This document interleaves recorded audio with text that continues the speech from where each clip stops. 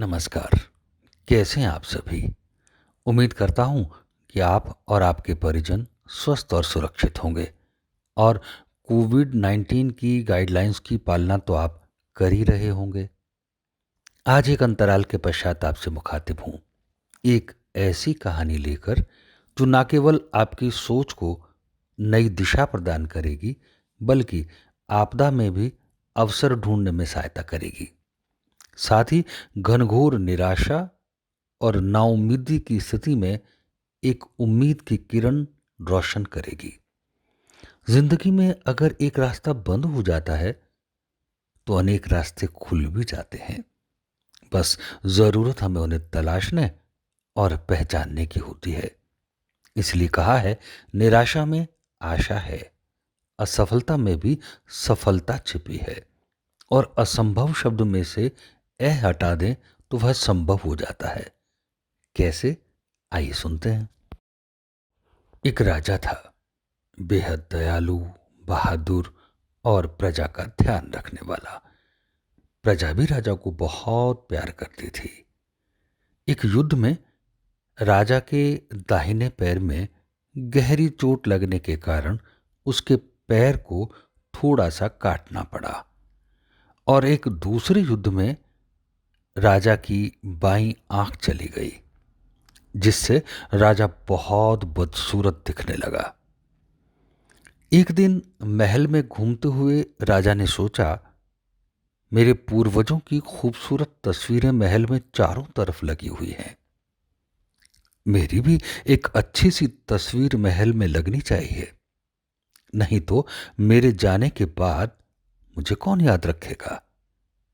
राजा ने तुरंत घोषणा करवाई कि जो भी मेरा एक अच्छा चित्र बनाएगा उसे मैं बहुत बड़ा पुरस्कार और सम्मान दूंगा। चित्रकारों ने सोचा कि राजा तो बहुत बदसूरत है, एक पैर छोटा है और एक आंख है ही नहीं। इतने खराब दिखने वाले राजा की अच्छी तस्वीर कैसे बनाई जा सकती है? और अगर अच्छी तस्वीर नहीं बनी तो राजा नाराज हो जाएगा और सजा देगा। लेकिन एक चित्रकार ने इस चुनौती को स्वीकार कर लिया। उसने राजा की शारीरिक कमियों के बजाय अच्छाइयों के बारे में सोचना शुरू किया। उसे लगा कि राजा तो बहुत नेक है, दयालु है, उदार है, बहादुर है। ऐसा राजा तो भाग्य से मिलता है। उसने निर्णय लिया कि वह राजा की खूबियां दिखाते हुए राजा का एक अच्छा चित्र बना सकता है। साथ ही उसने सोचा कि राजा के एक पैर और एक आंख को छोड़कर बाकी के अंग बहुत खूबसूरत हैं और उन्हें खूबसूरत तरीके से ही प्रदर्शित किया जा सकता है। इसी तरह राजा के बढ़िया वस्त्र, शस्त्र, साज, श्रृंगार और बहुत सारी चीजों को दिखाया जा सकता है। बस इसी सोच ने चित्रकार को राजा का सुंदर चित्र बनाने के लिए प्रेरित किया। जब तस्वीर बन गई तो उसे अनावरण के लिए महल में लाया गया। इसके लिए राजा ने सभा बुलाई। राज्य के सभी चित्रकार भी उस सभा में मौजूद थे। सभी के मन में एक कौतूहल था। सभी को यह लग रहा था कि आज इस चित्रकार को सजा जरूर मिलेगी, क्योंकि अन्य चित्रकारों की नज़र में बाईं आंख से काणे और दाहिने पैर से लंगड़े राजा की सुंदर तस्वीर तो बनाई ही नहीं जा सकती थी। लेकिन जैसे ही चित्र का अनावरण हुआ, लोगों के आश्चर्य की सीमा न रही। उनके दांतों तले उंगली दबी की दबी रह गई।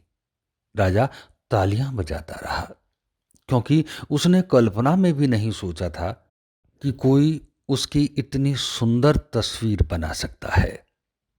अब आपके दिल की भी धड़कनें बढ़ रही होंगी कि आखिर चित्रकार ने ऐसा क्या रच दिया कि राजा अपना चित्र देखकर गदगद हो गया।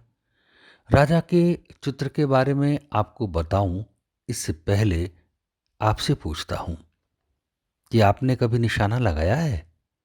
निशाना लगाते वक्त आप कौन सी आंख बंद करते हैं? आप सभी का शायद यही जवाब होगा कि आप बाईं आंख बंद करते हैं। आपने बिल्कुल ठीक सोचा।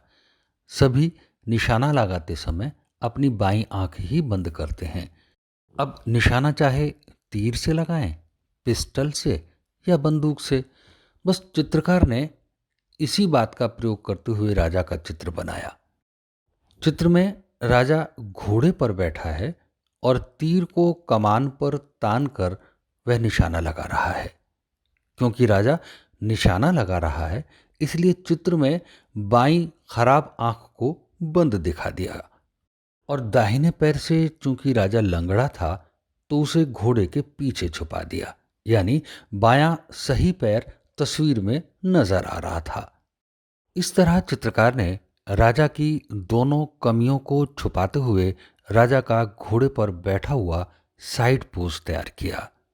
राजा ने चित्रकार को खूब पुरस्कार दिए और उसे मंत्री का दर्जा भी दिया, क्योंकि चित्रकार ने राजा की कमियों को ढूंढने के बजाय राजा की खूबियां तलाश करने में मेहनत की थी।